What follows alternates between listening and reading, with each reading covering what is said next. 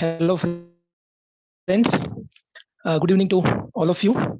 So, I would just request everyone to kindly write whatever they want to say in the chat box so that I can be able to view and answer it. Apart from that, about our discussion, આજે આપણે ટેલ Anders અથવા directive words વિશે discuss કરીશું. Directive words અને ટેલ Anders છે શું? સૌથી પહેલા આપણે ઘણીવાર જોતા હોઈએ છીએ કે આપણા આન્સરની પાછળ અમુક શબ્દો એડ કરેલા હોય છે, જેમ કે explain, analyse, describe, substantiate, critically analyse, etcetera. તો આવા શબ્દોનો આપણા આન્સર ઉપર શું અસર થાય છે, આપણે એને આધારે કેવો આન્સર લખવો જોઈએ, આપણો આન્સર લખવાનો એપ્રોચ શું હોવો જોઈએ આવા વર્ડ્સના આધારે, એ આપણે ડિસ્કસ કરીશું. તો આપણે શરૂ કરીએ. સૌથી પહેલા હું બધાને રિક્વેસ્ટ કરીશ કે જે બી લોકો આવી રીતે લાઇનિંગ કરે છે એ પ્લીઝ ના કરે, કેમ કે ડિસ્ટ્રેક્ટ થાય છે બધાને. અને આપણે 3 ચેનલ શરૂ કરી છે ટેલિગ્રામની, તો બધાને ખબર જ છે. એ સાથે આપણે ગયા વીકમાં ઈમેલ શરૂ કર્યા છે, જેમાં સ્ટુડન્ટ્સ અથવા એસ્પિરન્ટ્સ પોતાના આન્સર લખીને મેલ કરી શકે છે. એ ત્યાં આપણે ચેક કરીને આપીએ છીએ. અને આપણું ટ્વિટર હેન્ડલ પણ છે, જ્યાં બધા જ ક્વેશ્ચન અપલોડ થાય છે.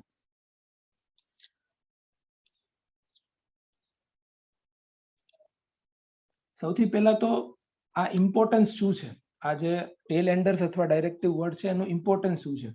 તો આપણે જે આન્સરનો એપ્રોચ હોય છે, આપણે બોડીમાં શું વસ્તુ લખવું છે એની માટે આપણને ગાઈડ કરશે. ફોર એક્ઝામ્પલ, એક્સપ્લેન વર્ડ છે એ એનાલાઇઝ વર્ડ કરતા બેના એપ્રોચ અલગ રહેશે. એક્સપ્લેનમાં આપણે વસ્તુને સમજાવવાની છે, જ્યારે એનાલાઇઝ શબ્દ આવશે તો આપણે જે ઇશ્યુ આપેલો છે એને એના ટુકડા કરી અને એક એક ઇશ્યુને આપણે અલગ અલગ રીતે સમજાવવાના છે, એના પ્રોઝ અને કોન્સ કહેવાના છે, અને કન્ક્લુઝન પણ દરેક આન્સરનું ડિફર થાય છે. તો આપણે આખા લેક્ચરમાં પેલા વર્ડ્સ લેશું. મેં એને 8 કેટેગરીમાં ડિવાઈડ કર્યા છે. એ એક એક કેટેગરી લેશું, એના જીપીએસસી ના ક્વેશ્ચન્સ જોશું, એક આપણી ટેસ્ટ સિરીઝના ક્વેશ્ચન જોશું, અને એક્ઝામ્પલ સાથે આપણે એ સમજશું, જેથી આપણને ફ્યુચરમાં પણ એ કામ લાગી શકે. તો સૌથી પહેલા આપણે જઈએ એક્સપ્લેન, ડેમોન્સ્ટ્રેટ, ઇલસ્ટ્રેટ, ક્લેરિફાય અને ઇલેબોરેટ. આનું ગુજરાતી થાય છે સમજાવો, દ્રષ્ટાંત દ્વારા સમજાવો અને વિસ્તૃત કરો. આ 5 શબ્દો છે, એનો આપણે આન્સરમાં એપ્રોચ સેમ રહી છે. તો આપણે સૌથી પહેલા જોઈએ કે આનું કન્ટેન્ટ શું હોવો જોઈએ. તો સૌથી પહેલા ક્લેરિફાય આવે છે. આપણે આમાં કોઈ પણ સવાલ વસ્તુ આપણને પૂછી છે એને આપણે સરખી રીતે સમજાવવાની છે. હવે કઈ રીતે સમજાવવાની છે કે એક સાદો માણસ જે આપણું પ્રિપરેશન સિવાયના જે માણસ છે, જે ને જનરલ સ્ટડીઝ વિશે બહુ ઓછી ખબર છે, એ માણસ એક લેમેન સમજી શકે, એને સમજાવવા માટે આપણે એક્ઝામ્પલ્સ અથવા ફેક્ટ્સનો ઉપયોગ કરવાનો છે. અને એનું જે કન્ક્લુઝન છે એ સમરી ટાઈપમાં આપવાનું છે. આપણે એક એક્ઝામ્પલથી જોઈએ. તો આમાં જીપીએસસીમાં જે 2021ની એક્ઝામ લેવાની, એમાં એક સવાલ હતો, can amendments to impose higher penalty suggested in Motor Vehicle Act 2019 bring down traffic violation and accident. એટલે આમાં આપણને ઇલોબરેટ કરવાનું કીધું છે, આનું વિસ્તૃતીકરણ કરવાનું કીધું છે. હવે અહીંયા સૌથી પહેલા આપણે જોવાનો છે વર્ડ કેન. તો કેન છે એટલે આના બે પાસા થઈ જાય, કે આવું થઈ પણ શકે, ના પણ થઈ શકે. હવે આપણે જોઈએ તો બે પાસાને આપણે ઇલેબોરેટ કરવાના છે, એનું વિસ્તૃતીકરણ કરવાનું છે, એને સરખી રીતે સમજાવવાના છે કે કોઈ સાદો માણસ સમજી શકે. તો આના બે પાસા છે, યસ અને નો. તો યસમાં આપણે આમાં એવું લખી શકીએ કે આનાથી લોકોમાં ડેટરન્સ ક્રિએટ થશે, એટલે લોકો રૂલ્સ ફોલો કરતા થશે, જેનાથી ટ્રાફિકના વાયોલેશન્સ અને એક્સિડન્ટ ઓછા થશે. જ્યારે નોમાં આપણે એવી આર્ગ્યુમેન્ટ આપી શકીએ કે હજી સુધી એવો કોઈ પ્રૂવન ડેટા નથી કે હાયર પેનલ્ટીઝથી આ વસ્તુ રોકી શકાણી છે. આમાં આપણે એક્ઝામ્પલ વેહિકલનું, ઓવર વેઇટિંગ વેહિકલનું આપી શકીએ છીએ, કે આ બધું જ લોઝ હોવા છતાં ઘણા વેહિકલ એવા હોય છે કે જે ઓવરલોડિંગ કરે છે, જેને આપણે રોકી શકતા નથી. બીજું, આપણે ટેસ્ટમાં એક પ્લેટ ટેક્ટોનિક થિયરી વિશે સવાલ હતો, formation of fire of rings અને મિડ ઓશનિક રિજ વિશે. તો આમાં પણ અહીંયા શબ્દ છે એક્સપ્લેન. તો આપણે માત્ર આના રીઝન્સ જે છે એને એક્સપ્લેન કરવાના છે, કોઈ એક્ઝામ્પલ નથી આપવાનું, આપણી તરફથી કોઈ ક્રિટિસિઝમ અથવા કોઈ પણ વસ્તુ આપણે આમાં આપવાની નથી. તો પ્લેટ ટેક્ટોનિક થિયરી છે, તો આપણે એમાં પહેલા એવું સમજાવી શકીએ કે પ્લેટ ટેક્ટોનિક પહેલા સી ફ્લોર સ્પ્રેડિંગ થિયરી હતી. સી ફ્લોર સ્પ્રેડિંગ થિયરી બાદ મેકેન્ઝી અને પાર્કરે આ પ્લેટ ટેક્ટોનિક થિયરી આપી હતી. હવે પ્લેટ ટેક્ટોનિક થિયરીમાં છે શું, તો કે આખી દુનિયા છે એ અલગ અલગ પ્લેટ્સમાં વહેંચાયેલી છે, અને આ પ્લેટ્સ છે એ એસ્થેનોસ્ફિયર ઉપર તર્યા કરે છે. બે પ્લેટ્સ વચ્ચેના કોલિઝન અથવા ડાયવર્ઝનના લીધે અલગ અલગ લેન્ડફોર્મ્સ ક્રિએટ થાય છે. પછી આપણે આવવાનું છે ફાયર ઓફ રિંગ્સ જે છે એ કઈ રીતે ફોર્મેશનમાં આવે છે. તો આપણે કન્વર્જન્ટ બાઉન્ડ્રી જ્યાં થતી હોય છે, બે પ્લેટની જ્યાં ભેગી થતી હોય છે, ત્યાં માઉન્ટેન, અર્થક્વેક, વોલ્કેનો એક્સેટ્રા જેવા લેન્ડફોર્મ્સ થાય છે, અને એમાંથી એક આપણે ફાયર ઓફ રિંગ્સ છે. ફાયર ઓફ રિંગ્સને આપણે સમજાવતા વધારે એવું કહેવાનું છે કે પેસિફિક ઓશનની આજુબાજુના north American plate, south American plate, Philippines plate, European plate, આ બધાની વચ્ચે કન્વર્જન્સ થાય છે, કન્વર્જન્સ બાઉન્ડ્રી છે ત્યાં. એટલા માટે વોલ્કેનો ત્યાં પેદા જનરેટ થાય છે, એટલા માટે એને ફાયર ઓફ રિંગ્સ કહેવામાં આવે છે. અને મિડ ઓશનિક રીચ છે તો એ ડાયવર્જિંગ બાઉન્ડ્રી છે, તો અહીંયા ડાયવર્જન્સ ને લગતી જે સમજૂતી છે એ આપીને આપણે સમજાવી શકશું. આગળ વધીએ તો ડિસ્ક્રાઇબ અને એન્યુમરેટ, વર્ણન કરો અને ગણતરી કરો. હવે એન્યુમરેટ નું ઘણીવાર ગુજરાતી વર્ણન કરો પણ થતું હોય છે, તો જ્યાં વર્ણન કરો અથવા ગણતરી કરો લખેલું હોય છે ત્યાં આપણે એન્યુમરેટ અથવા ડિસ્ક્રાઇબ કરવું, અને આ બે શબ્દ છે તો એમાં સરખો જ કન્ટેન્ટ આવે છે. આમાં આપણે સૌથી પહેલા એવું કરવાનું છે કે કોઈ પણ વસ્તુને આપણે ડિટેલમાં સમજાવવાની છે. જે હાર્દ છે આ ક્વેશ્ચનનો, એને આપણે સમજાવવાનો છે. આ કેમ અથવા શું કામ થાય છે, કઈ રીતે થાય છે, એનું આપણે એક્સપ્લેનેશન આપવાનું છે, અને સમરીમાં કન્ક્લુઝન આપવાનું છે. હવે આમાં એક વાત એવી ધ્યાન રાખવા જેવી છે કે આપણે આપણું પોતાની તરફથી કોઈ પણ વસ્તુ આપવાની રહેતી નથી. આપણે આમાં કોઈ એનું ડીપ એનાલિસિસ અથવા એવું કરવાનું રહેતું નથી. તો આમાં આપણે એક્ઝામ્પલથી સમજીએ તો આમાં પૂછ્યું છે describe the different types of deficit in Indian financial system. આમાં માત્ર આપણે ફાઇનાન્શિયલ સિસ્ટમમાં જે બી ડેફિસિટ છે એની સમરી આપવાની છે, એને સમજાવવાની છે, એનું વર્ણન કરવાનું છે. તો આપણે જોઈએ તો આપણી ફાઇનાન્શિયલ સિસ્ટમમાં બજેટ ડેફિસિટ છે, ફિસ્કલ ડેફિસિટ છે, પ્રાઇમરી ફિસ્કલ ડેફિસિટ છે, રેવન્યુ ડેફિસિટ છે, ને ઇફેક્ટિવ રેવન્યુ ડેફિસિટ છે, પ્રાઇમરી ડેફિસિટ પણ છે. તો આ બધી ડેફિસિટ છે એની વિશે આપણે વર્ણન કરવાનું છે, એમને કહેવાનું છે આ ડેફિસિટ સારી છે, ખરાબ છે, એવું આમાં એ લોકોએ પૂછ્યું નથી. પછી આમાં explain how the government funds the same, તો આની વિશે આપણે એને સમજાવવાનું છે. હવે આપણે પેલા એક્સપ્લેન નું ઉપર જોયું અને ડિસ્ક્રાઇબ નું આમાં જોયું, તો આ બંનેમાં ફરક શું છે એ સમજીએ. તો આગળની સ્લાઇડમાં જે આપણે જોયું એક્સપ્લેન, ડેમોન્સ્ટ્રેટ, ઇલસ્ટ્રેટ, એમાં અને ડિસ્ક્રાઇબ, એન્યુમરેટ, એમાં બેમાં વચ્ચે ફરક એ છે કે જે એક્સપ્લેન, એન્યુમરેટ, ડિસ્ક્રાઇબ, એક્સપ્લેન અને ઈ બધી છે એ બધા વર્ડ્સ, તો એમાં આપણે આપણી ક્રિએટિવિટી થોડી ઘણી નાખી શકીએ છીએ. અમુક અંશ સુધી આપણે એને સમજાવવા માટે એની વિષયની બહારની વસ્તુ પણ એની સાથે કનેક્ટ કરી શકીએ છીએ. જ્યારે ડિસ્ક્રાઇબ અને એન્યુમરેટમાં એનો બિલકુલ અવકાશ રહેતો નથી.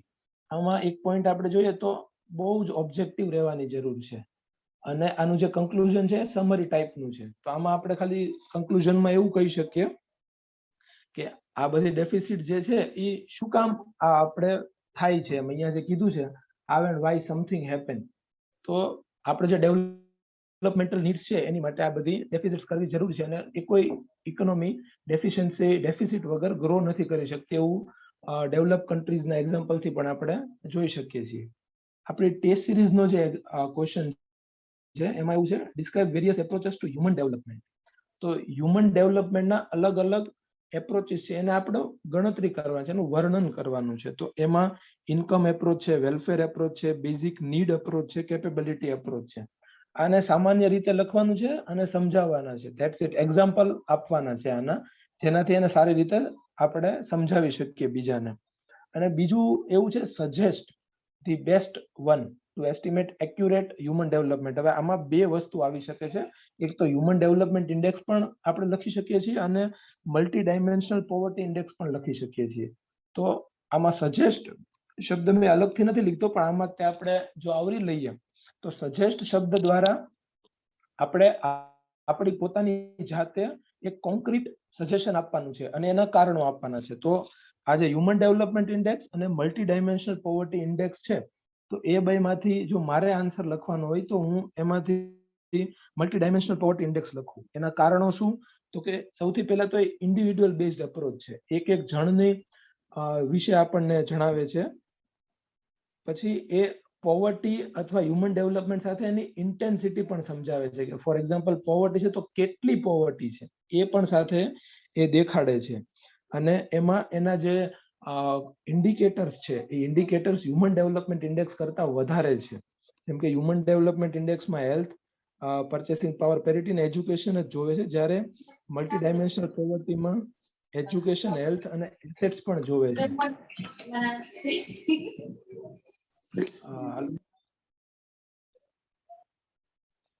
તો આપણે આગળ વધીએ.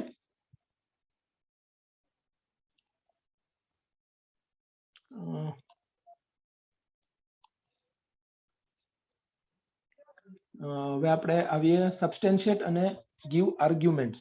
તો સબસ્ટેન્શિએટમાં આપણે જોઈએ તો સબસ્ટેન્શિએટમાં આપણે એઝ્યુમ એવું કરવાનું છે કે જે આપણને પોઈન્ટ આપેલો છે અથવા જે સ્ટેટમેન્ટ આપેલું છે એ સાચું છે.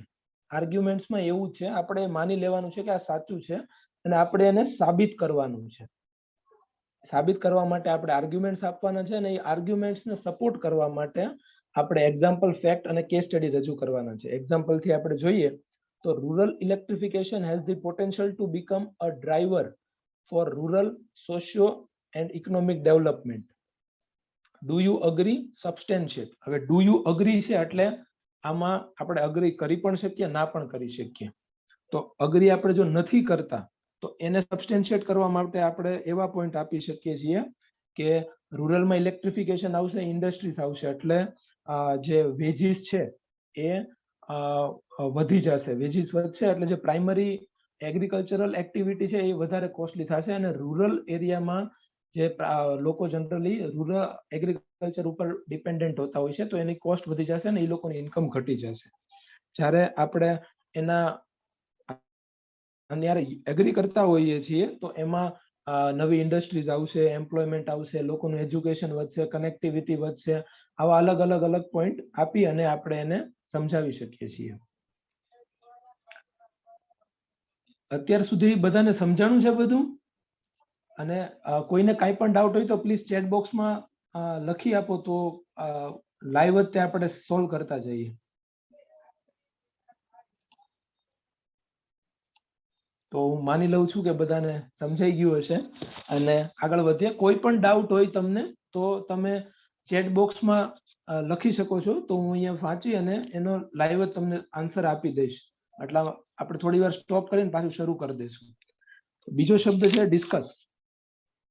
તો ડિસ્કસમાં આપણે એક ડિબેટના સ્વરૂપમાં જવાનું છે. ડિસ્કસનો મતલબ શું થાય છે કે કોઈ આપણે ચર્ચા કરીએ છીએ, બે વ્યક્તિ જ્યારે ચર્ચા કરે છે તો એની વચ્ચે ડિબેટના સ્વરૂપમાં ચર્ચા થતી હોય તો એના ફોરે પોઈન્ટ હોય છે, એના અગેન્સ્ટમાં પણ પોઈન્ટ હોય છે. કોઈ અલગ કન્ટેક્સ્ટ હોય તો એના એડવાન્ટેજીસ અને ડિસએડવાન્ટેજીસ હોય છે. આમાં આપણે ધ્યાન એ રાખવાનું છે કે આપણે સૌથી વધારે વ્યૂ પોઈન્ટ્સ કઈ રીતે લાવી શકીએ છીએ, આપણા આન્સરમાં સૌથી વધારે ડાયમેન્શન્સ કઈ રીતે લાવી શકીએ છીએ એ ધ્યાન રાખવાની જરૂર છે આમાં. તો અને આપણે જે આમાં કન્ક્લુઝન આપવાનું છે સમરી ટાઈપ જ આપવાનું છે કે આપણા જે વ્યૂ પોઈન્ટ છે તો એને આપણે એક તરફું પણ સાબિત કરી શકીએ છીએ અને એક આપણે ડિસ્કશનમાંથી કોઈ એક પોઈન્ટ ની હારે આપણે સહેમત થતા હોય તો એના પણ રીઝન આપીને આપણે સમરી ટાઈપ લખી શકીએ છીએ. સચિનભાઈ પૂછે છે કે આ બધામાં કન્ક્લુઝન કઈ રીતે ડિફરન્ટ હોય છે. તો હું આમાં તમને સમજાવી આપું. અને અત્યારે આપણે બે ટાઈપના કન્ક્લુઝન હોય છે જનરલી. એક તો સમરી ટાઈપ કન્ક્લુઝન અને એક ફાઇન્ડિંગ ટાઈપ કન્ક્લુઝન. તો અત્યાર સુધી આપણે જેટલા બી ડિસ્કસ કર્યા છે તો એમાં માત્ર સમરી ટાઈપ કન્ક્લુઝન જ આવે છે. ફાઇન્ડિંગ ટાઈપ્સના આગળ આવશે એટલે હું તમને એક્ઝામ્પલ સાથે જ સમજાવી દઈશ. આમાં હું તમને સમરી ટાઈપનું એક્ઝામ્પલ આપી દઉં છું. તો આપણે અહીંયા આ જીપીએસસી નો ક્વેશ્ચન જોઈએ, લેજિસ્લેટિવ કાઉન્સિલ્સ વિશે પૂછ્યું છે, એ નેસેસરી છે કે નહીં રાજ્યોમાં, એની વિશે પૂછ્યું છે. અને આપણે ડિસ્કસ કરવાનું એવું કીધું છે કે અમુક રાજ્યો આને માટે માંગ કરે છે. તો આપણે and some other proposing to be it to be એટલે અમુક રાજ્યોની માંગ કરે છે ને અમુક રાજ્યો એવું કહે છે કે આને કાઢી નાખવા જોઈએ. તો એની વિશે આપણે ડિસ્કસ કરવાનું છે. અને આપણે મૂળ આમાં લેજિસ્લેટિવ કાઉન્સિલના ફાયદા અને ગેરફાયદા આપવાના છે. તો લેજિસ્લેટિવ કાઉન્સિલ જે છે એ હોવી જોઈએ કે ના હોવી જોઈએ. તો લેજિસ્લેટિવ કાઉન્સિલના ફોરમાં આપણે એવા પોઈન્ટ આપશું કે લેજિસ્લેટિવ એસેમ્બલી જે છે સ્ટેટમાં, એના કોઈ પણ નિર્ણય હોય છે તો એને બીજી વાર ડિસ્કસ કરવામાં આવે છે, જેનાથી એને એક બીજો વ્યૂ પોઈન્ટ પણ મળી શકે છે, જેનાથી એ જરૂરી છે. અને કોઈ પણ ડિસિઝન એસેમ્બલીમાં ઝડપીથી લેવાયો હોય તો એને એનાલિસિસ લેજિસ્લેટિવ કાઉન્સિલ કરી શકે છે. એટલા માટે એ જરૂરી છે. અને જરૂરી નથી કેમ કે એના પોલિટિકલી કોઈ ફાયદા નથી, કેમ કે જે ઘણીવાર એવું હોય છે કે અનઇલેક્ટેડ અથવા ઇલેક્શનમાં જે હારી ગયેલા સભ્યો હોય છે એમને કાઉન્સિલમાં જગ્યા આપવામાં આવે છે. અને ઇકોનોમિકલી આપણે જોઈએ તો એ કોસ્ટલી અફેર છે. અને જે રાજ્યના બિલ છે, ફોર એક્ઝામ્પલ મની બિલ છે અથવા બીજા મહત્વના બિલ છે, એની ઉપર એમને સત્તા આપવામાં આવી નથી. એ માત્ર 4 મહિના માટે બિલને પેન્ડિંગ રાખી શકે છે અથવા લંબાવી શકે છે, પણ અલ્ટિમેટ ઓથોરિટી એસેમ્બલીને આપવામાં આવી છે, એટલે કાઉન્સિલની જરૂર રહેતી નથી. તો આવું કરી આપણે એને કન્ક્લુઝનની જ્યારે વાત કરીએ તો એને સમરી આપવાની છે કે ભાઈ તમે આ બે વસ્તુમાંથી શેની હારે સહમત થાવ છો. ફોર એક્ઝામ્પલ હું યસ હારે સહમત થાઉં છું તો સમરીમાં હું એવું લખી શકું કે ઉપર મેં જે કારણ દર્શાવેલા છે કે એક સેકન્ડ વ્યૂ આપે છે અને હેસ્ટી ડિસિઝનને રોકે છે, જેના લીધે લેજિસ્લેટિવ કાઉન્સિલ યોગ્ય છે અને જે રાજ્ય એમની માંગ કરે છે એમને એ આપવા જોઈએ. આવી રીતે આપણે લખી શકીએ. અને આપણે બીજું આપણી ટેસ્ટ સિરીઝનું એક્ઝામ્પલ તો જો જોઈએ તો એમાં દિલ્હી સલ્તનતમાં સક્સેશન પોલિસી વિશે કીધું છે કે સક્સેશન પોલિસીના અભાવમાં જે રાજકીય અને એમની ઇકોનોમી હતી એને ઘણી બધી ખલેશ પહોંચી હતી. તો એનું આર્ગ્યુમેન્ટમાં આપણે બે વસ્તુ કહીએ છીએ કે એક તો શાંતિથી જ્યારે સક્સેશન થયું હતું એ કિસ્સો લઈ શકીએ, અને શાંતિથી જ્યારે વોરથી સક્સેશન થયું હતું તો એ કિસ્સો લઈ શકીએ. ફોર એક્ઝામ્પલ જ્યારે વોર સિવાય સક્સેશન થયું હતું તો એવા એક્ઝામ્પલ બે છે. બલબન જે છે એ ઇલ્તુત્મિશ પછી તરત ઇલ્તુત્મિશના ટૂંકમાં બલબન વોર વગર આવ્યા હતા. ઇલ્તુત્મિશ બાદ એક બે રાજા આવ્યા હતા અને પછી બલબન આવ્યા હતા. તો એ વોર વગર આવ્યા હતા તો પણ એમણે રિયલ પાવર એસ્ટાબ્લિશ કર્યો હતો અને સ્પાઈનું નેટવર્ક બહુ મજબૂત કર્યું હતું. તો એના પોલિટિકલ બેનિફિટ્સ થયા હતા. અને મોહમ્મદ બિન તુગલક છે તો એ વોર સિવાય આવ્યા હતા તો પણ એને જેના અવનવા અનુભવો અવનવા એન્ડેવર્સ છે એના લીધે ઇકોનોમી અને પોલિટીને બહુ નુકસાન પહોંચાડ્યું હતું. તો આ બે વ્યૂ પોઈન્ટ છે. હવે ત્રીજો અને ચોથા વ્યૂ પોઈન્ટમાં જે વોર સાથે આવ્યા હોય, વોર કરીને જે આવ્યા હોય એની વાત કરીએ તો અલાઉદ્દીન ખિલજી છે તો એને એના જે પ્રીડિસેસર છે એમને મારી અને પાવર ઉપર આવ્યા હતા. તો પણ એ માર્કેટ રિફોર્મ્સ, દાગ અને હુલિયાના રિફોર્મ્સ, મિલિટરી કેમ્પેઇન, મોગલ સામેના મિલિટરી કેમ્પેન્સ અને રેગ્યુલેશન ઓફ ધી 40 એવું કરી અને પોલિટિકલ અને મિલિટરીના એક આયામો કાયમ કર્યા હતા, જે આગળ જતા અકબર અને એ લોકો મુગલ રાજાઓએ પણ એને ઇમ્પ્લિમેન્ટ કર્યા હતા. જ્યારે આપણે વિથ વોરની આવે તો મોહમ્મદ બિન તુગલક જોઈ લીધું છે. ઇલ્તુત્મિશ છે એ પણ વિધાઉટ વોર આવ્યા હતા અને એમને પણ ઘણું બધું સારું કામ કર્યું હતું. તો આવી રીતે આપણે સમરી આવી રીતે બોડીનો પાર્ટ આપી શકીએ અને એને કન્ક્લુઝનમાં આપણે એવું કહી શકીએ કે જે વિધાઉટ વોર રાજા આવ્યા છે અથવા વિથ વોર આવ્યા છે તો બે કિસ્સામાં અમુક રાજાઓએ સારું કામ કર્યું છે અને અમુક રાજાઓએ ખરાબ કામ કર્યું છે. તો એને ધ્યાને લેતા એવું બિલકુલ નથી કે માત્ર જે સક્સેશનની પોલિસી ન હોવાથી સક્સેશનની lack of succession policy was the result for political and economic disruption. એના પાછળ બીજા ઘણા બધા કારણો હતા એવું આપણે સમજાવી શકીએ છીએ.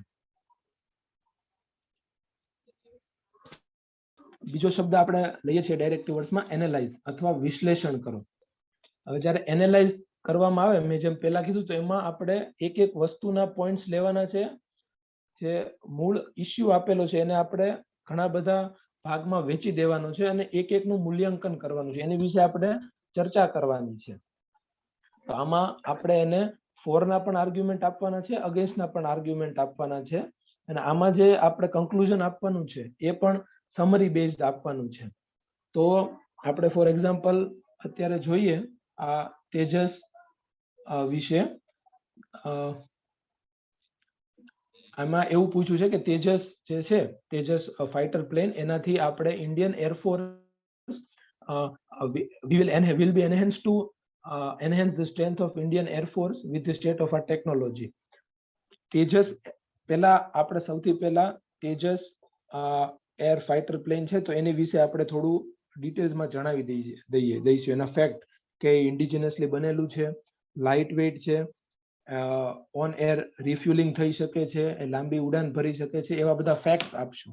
પછી આપણે એને એનાલિસિસ કરવાના પાર્ટમાં આપણે એના એડવાન્ટેજીસ અને ડિસએડવાન્ટેજીસ કહેશું.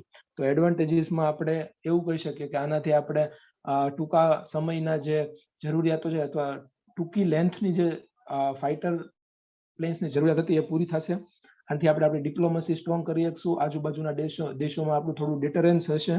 તો આના એડવાન્ટેજ પાર્ટ થઈ ગયો. આના ડિસએડવાન્ટેજમાં અગેન્સ્ટ આર્ગ્યુમેન્ટ્સમાં આપણે એવું પણ કહી શકીએ કે તેજસ છે એરક્રાફ્ટ, એની સામે ચાઇના અને પાકિસ્તાન પાસે બહુ સારા એરક્રાફ્ટ છે. ભલે એ લોકો જાતે નથી બનાવેલા, પણ ટેકનોલોજી આપણી કરતા એડવાન્સ છે એમની પાસે, એટલે તેજસ કરતા પણ આપણે સારી ટેકનોલોજીની જરૂર પડે છે. અને તેજસ છે છતાં આપણે રાફેલ અને અન્ય એરક્રાફ્ટ બીજા પાસેથી ઇમ્પોર્ટ કરવા પડે છે. તો આ એના એનાલિસિસ થઈ ગયું. હવે આમાં આપણે સમરી પાર્ટમાં એનું જે કન્ક્લુઝન છે, તો કન્ક્લુઝનમાં એવું આપણે સમરાઇઝ કરી શકીએ કે આ કારણોસર છે જેનાથી તેજસ આટલી આપણી જરૂરિયાતને પૂરી કરે છે, પણ વધારે જરૂરિયાત માટે આ એક પગલું છે. આપણે આનાથી ઘણું આગળ જવાની જરૂર છે જે ડીઆરડીઓ કરે છે. એવું કંઈક સમરી આપી અને આપણે કન્ક્લુડ કરી શકીએ છીએ. આપણે આપણી ટેસ્ટ સિરીઝનું જો એક્ઝામ્પલ લઈએ,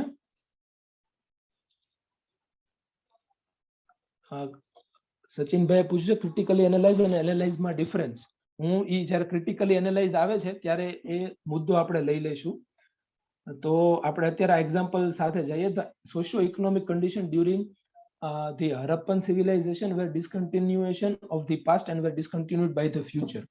તો આનું આપણે એનાલિસિસ કરવાનું છે. તો આપણે એને 3 ભાગમાં વેચવાનું છે. સૌથી પહેલા તો પાસ્ટમાં શું હતું, એટલે હરપ્પા પહેલા શું હતું, હરપ્પા દરમિયાન એ લોકોએ શું નવું કર્યું, અને એની પછી જે વૈદિક કાળ છે તો એમાં એ લોકોએ શું કર્યું હતું. તો આમાં આપણે જોઈએ તો પાસ્ટમાં હરપ્પન પહેલા મડ બ્રિક્સ અને એગ્રીકલ્ચરની શરૂઆત થઈ ગઈ હતી, પણ હરપ્પન લોકોએ ટાઉન પ્લાનિંગ નવું શરૂ કર્યું હતું. ટ્રેડર્સના guild, export, equality between men and women, એ બધું એમાં શરૂ હતું. બ્રિક્સ હતી તો બ્રિક્સની બન્ટ બ્રિક્સ કરી હતી. તો આ એનું ડિસકન્ટિન્યુએશન હતું. જ્યારે બ્રિક્સનો મુદ્દો આપણે જોઈએ તો બ્રિક્સ કન્ટિન્યુ કરી હતી, એગ્રીકલ્ચર પણ કન્ટિન્યુ કર્યું હતું, પણ એગ્રીકલ્ચરને થોડું ઇન્ટેન્સિવ બનાવ્યું હતું અને બ્રિક્સ જે છે સાદી મડ બ્રિક્સની જગ્યાએ એ લોકોએ બન્ટ બ્રિક્સ લાવ્યા હતા. તો એ રીતે આપણે એને લખી શકીએ. અને એની પછીનું જે આપણે છે કે હરપ્પન પછી આ ડિસકન્ટિન્યુ થયું હતું, તો એમાં પણ આપણે એવું કરી શકીએ કે હરપ્પન લોકો વુડનો યુઝ કરતા હતા એગ્રીકલ્ચર માટે, જ્યારે વૈદિક કાળમાં આયનનું યુઝ થવા માંડ્યો હતો. બહુ જ ઇન્ટેન્સિવ એગ્રીકલ્ચર થતું હતું. એક્સપોર્ટ એ લોકોએ પણ કરતા હતા, યુનિટ્સ પણ ફોર્મેશન થયા હતા, અને વુમનની ઇક્વાલિટી અને ઇનઇક્વાલિટી જે છે એમાં ખલેસ પહોંચી હતી કંઈક ને કંઈક વૈદિક કાળમાં હરપ્પનની કમ્પેરિઝનમાં.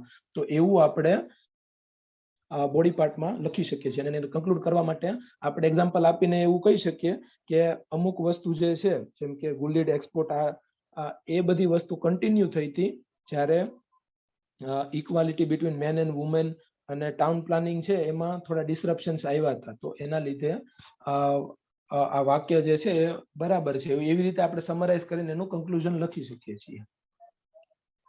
પછી કમ્પેર અને કોન્ટ્રાસ્ટ. તો કમ્પેર કોન્ટ્રાસ્ટમાં આપણે એક વસ્તુ એ જોવાની છે કે આમાં બે વસ્તુ લખવાની છે. કમ્પેર અને કોન્ટ્રાસ્ટમાં સિમિલારિટીઝ અને ડિફરન્સીસ લખવાના છે. અમુક વાર આપણને ખાલી એવું ડિફરન્શિએટ પણ આ ક્વેશ્ચનમાં પૂછવામાં આવે છે કે આ બે વસ્તુ વચ્ચે તમે ડિફરન્શિએટ કરો. તો ડિફરન્શિએટમાં આપણે હંમેશા એક વસ્તુ એ ધ્યાન રાખવાની છે કે આપણે પોઈન્ટ ઓફ ડિફરન્સ લખવાનો હોય છે. પોઈન્ટ ઓફ ડિફરન્સમાં આમાં કેવું થાય કે આપણે 3 કોલમ પાડવાનો હોય છે.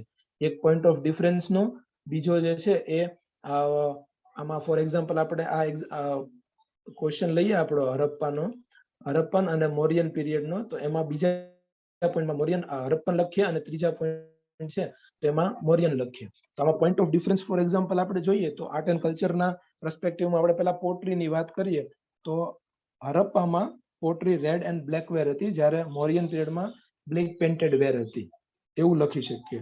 પછી પોઈન્ટ ઓફ ડિફરન્સમાં બીજામાં રિલિજિયન વિશે લખી શકીએ. તો એના આર્ટ એન્ડ આર્કિટેક્ચરની જ્યારે વાત કરીએ તો રિલિજિયનના નામે એ લોકોએ સીલ બનાવ્યા હતા અને જે મૂર્તિઓ હતી મધર ગોડેસની ને એની, જ્યારે મોરિયન ટાઈમમાં સ્તૂપા, પિલર, વિહાર એવું બધું બનવા માંડ્યું હતું. અને એ વસ્તુ બનાવવા માટેના મટીરિયલની જ્યારે વાત કરીએ તો હરપ્પન પીરિયડમાં એલોય મેટલના યુઝ થતા હતા અને સ્ટોનના યુઝ થતા હતા, જ્યારે મોરિયનમાં સ્ટોન અને બેઝિકલી લોકોના જે કોટાટ હતા એ બધા વુડન બેઝ હતા. આ સિવાય આનું જે કન્ક્લુઝન છે, આનું જનરલી કોઈ કન્ક્લુઝન હોતું નથી, એટલે નોર્મલી આપણે એને એન્ડ કરી શકતા હોઈએ છીએ. હવે આપણે એક્ઝામિન વિશે થોડું જાણી લઈએ. એક્ઝામિનની જ્યારે વાત કરીએ તો કોઈ પણ વસ્તુ વિશે આપણે એના કી ફેક્ટ્સ અને ઇશ્યુઝ વિશે પહેલા લખી નાખવાનું છે, એના કારણો આપવાના છે, અને ફોર અને અગેન્સ્ટમાં વ્યૂ પોઈન્ટ આપવાનો છે. અને આમાં જે આપણે ફાઇન્ડિંગ્સ વાળું હું કન્ક્લુઝન કહેતો તો એ આપણે આમાં ઓપિનિયન આપણો આપવાનો છે કન્ક્લુઝનમાં.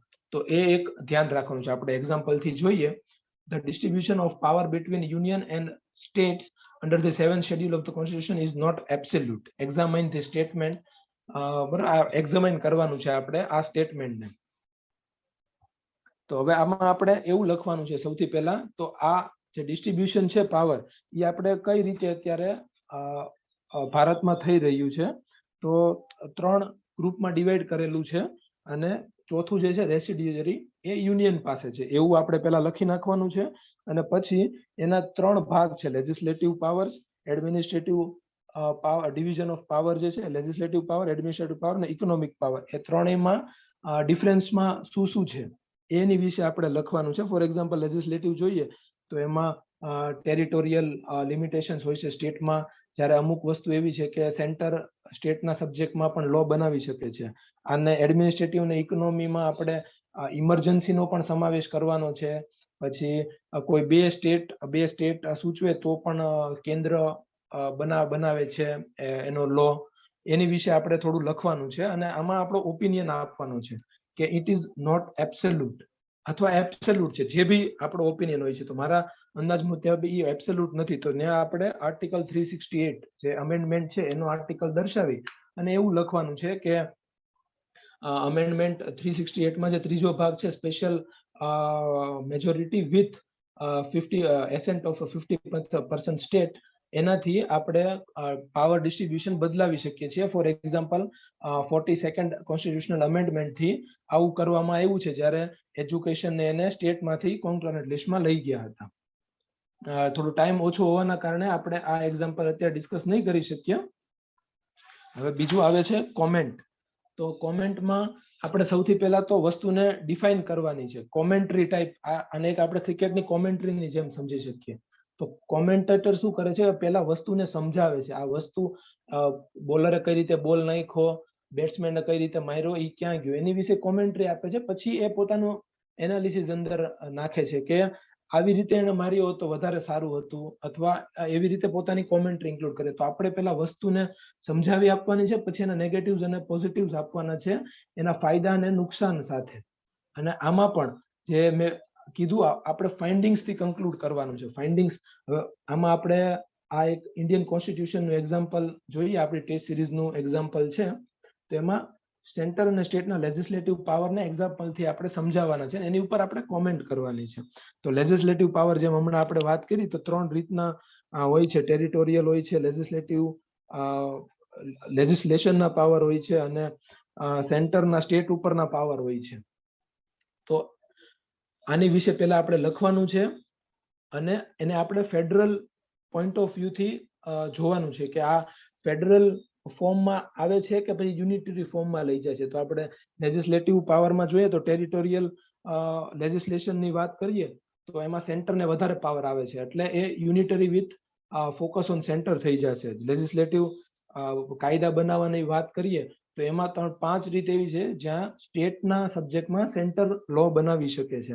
તો એમાં પણ સેન્ટરને વધારે પાવર્સ આપેલા છે, અને સેન્ટરનો સ્ટેટ પર સેન્ટરના કંટ્રોલની જ્યારે વાત કરીએ તો એમાં પણ ગવર્નર છે એને સેન્ટર ડાયરેક્શન આપી શકે છે, અને અમુક વસ્તુઓ જેમ કે ફોર એક્ઝામ્પલ ઇમરજન્સીના કિસ્સામાં હોય છે તો પ્રેસિડેન્ટના હાથમાં અથવા પાર્લામેન્ટમાં હાથમાં બધા પાવર વયા જાય છે, અને અમુક વસ્તુમાં ગવર્મેન્ટ પ્રેસિડેન્ટની અપ્રુવલ લેવી જોઈએ છે. ફોર એક્ઝામ્પલ અમુક પ્રકારમાં બિલ હોય છે, સર્ટન ટાઈપ્સ ઓફ બિલ, તો એમાં પ્રેસિડેન્ટની અપ્રુવલ લેવી પડે છે. અને આનું ફાઇન્ડિંગ્સ આપણે એવું આપી શકીએ કે આ બધું જોતા આપણે જે આપણું ઇન્ડિયન કોન્સ્ટિટ્યુશનમાં ફેડરલ ફોર્મ છે એ માત્ર નામ પૂરતી રાખેલું છે, અને એના યુનિટરી ફીચર્સ જે છે એ ફેડરલ ફીચર્સને ઓવરકમ કરી રહી છે. એટલા માટે આને ઘણા વિશેષજ્ઞોએ ક્યોસી ફેડરલ અથવા federal with more focus to state એવું પણ દર્શાવેલું છે. આ પછી આપણે ક્રિટિકલી એક્ઝામાઇન, એનાલાઇઝ અને ઇવેલ્યુએટ તરફ આગળ વધીએ છીએ. તો આમાં આપણે જોઈએ કે સૌથી પહેલા આમાં આપણે કોઈ પણ વસ્તુને ભાગ પાડી અને એની વિશે એનાલિસિસ કરવાનું છે. જે સચિનભાઈએ સવાલ પૂછ્યો હતો કે ક્રિટિકલી એનાલાઇઝ અને એનાલાઇઝમાં શું ડિફરન્સ છે, તો એક રીતે ડિફરન્સ હોતો જ નથી, કેમ કે તમારે એનાલાઇઝ કરવું હોય છે તો એને તમારે બે પાસાથી જોવું પડે છે, એને સારી પણ અને ખરાબ પણ. તો ક્રિટિકલી આપણે જનરલી એવું હોય છે કે ક્રિટિકલ શબ્દ આવે છે એટલે આપણે એવું માનીએ છીએ કે આને આ નેગેટિવ શબ્દ છે, પણ એવું હોતું નથી. ક્રિટિકલનો મતલબ એવો થાય છે કે કોઈ પણ વસ્તુને એની પૂરી ગહેરાઈથી જોવી, એને બધી જ વસ્તુ એક એક વસ્તુને સમજી અને જોવી, એનો એવો મતલબ થાય છે. એટલે આપણે એક વસ્તુને અલગ અલગ પાસામાં તોડી નાખીએ તો એ આપણે ક્રિટિકલ એનું એનાલિસિસ કરવું થાય છે. એટલે એક રીતે એનાલાઇઝ અથવા ક્રિટિકલ એનાલાઇઝ એમાં કોઈ ફરક રહેતો નથી. એટલે એમાં આન્સરના આપણા એપ્રોચમાં પણ કોઈ ફરક રહેતો નથી. એમાંય તે કન્ક્લુઝન જે છે આપણે ફાઇન્ડિંગ્સના આધારે જ આપવાનું હોય છે. આમાં પણ ફાઇન્ડિંગ્સના આધારે જ આપવાનું હોય છે. હવે ફ્રેન્ડ્સ, તમને ખ્યાલ હશે આપણે ગયા અઠવાડિયે મેઇલ બોક્સનું લોન્ચિંગ કર્યું હતું, જેનાથી ગઈકાલ મને 8 લોકોના મેઇલથી અને બાકી અન્ય 7-8 લોકોના ટેલિગ્રામ ગ્રુપના આન્સર ચેક કરવા માટે આવ્યા હતા.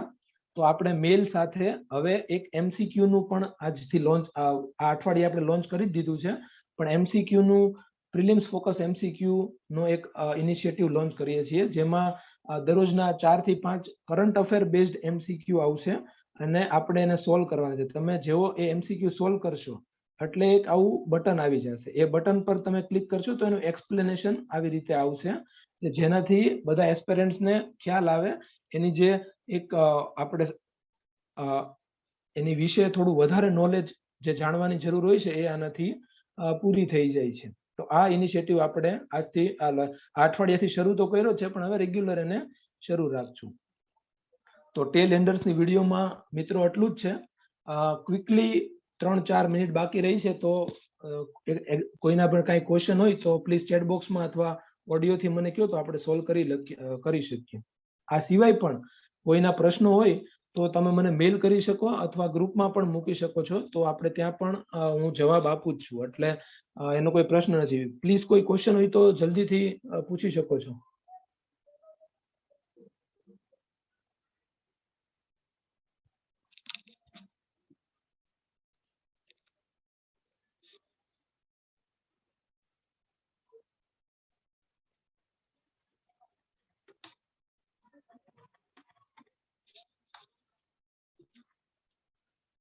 આ સિવાય મિત્રો હું આપને મને લાગે છે કે કોઈને કોઈ ક્વેશ્ચન રહેતો નથી. આ સિવાય આપણે આ વિડીયો જે છે એ યુટ્યુબ ચેનલ પર પણ દરરોજ અપલોડ કરીએ છીએ, જેનાથી તમે ત્યાં રિવ્યુ કરો છો. અત્યાર સુધી આપણે જીએસ ના ગુજરાતીના 3, ઇંગ્લિશના 3 અને જીએસ ના 3 પેપર કાલ સુધી અપલોડ થઈ જશે, જે તમે લખી અને આપણને ઈમેલમાં અમને મોકલી શકો છો, જેનું સોલ્યુશન તમને solution in the sense check કરી અને ક્વેશ્ચન સ્પેસિફિક આપણે એમાં કોમેન્ટ્સ આપતા હોઈએ છીએ. કયા ક્વેશ્ચનમાં શું નાખવાની જરૂર છે, શું કાઢવાની જરૂર છે, એની સાથે કોમેન્ટ્સ આપતા હોઈએ છીએ. તો તમે એનો લાભ લઈ શકો છો. મારી બધાને હમ્બલ રિક્વેસ્ટ છે કે આ ઇનિશિયેટિવ અમે અત્યારે ફ્રીમાં ચલાવીએ છીએ, તો પ્લીઝ તમે અમને મોટિવેટ કરવા માટે એને શેર કરો અને સબસ્ક્રાઇબ કરો. સચિનભાઈ પૂછે છે કે મોડેલ આન્સર હોય છે આપણે, એટલે મોડેલ આન્સર અત્યારે હું પ્રિપેર નથી કરી શકતો, કેમ કે હું પણ જોબ કરું છું અને એની સાથે આ બધી પ્રિપરેશન કરાવું છું લોકોને. તો અત્યારે તો હું પ્રિપેર નથી કરી શકતો, પણ આગળ જતા મને ટાઈમ મળશે તો હું ચોક્કસથી મોડલ આન્સર આપીશ. અને તમે આન્સર લખીને આપશો તો મોડલ આન્સરમાં શું શું હોવું જોઈએ જે તમારા આન્સરમાં નથી, એની વિશે હું લખું જ છું. તો એનો લાભ લ્યો અને પ્લીઝ શેર અને સબસ્ક્રાઇબ કરો. આજના લેક્ચર માટે એટલું જ તે. Thank you very much for joining the lecture.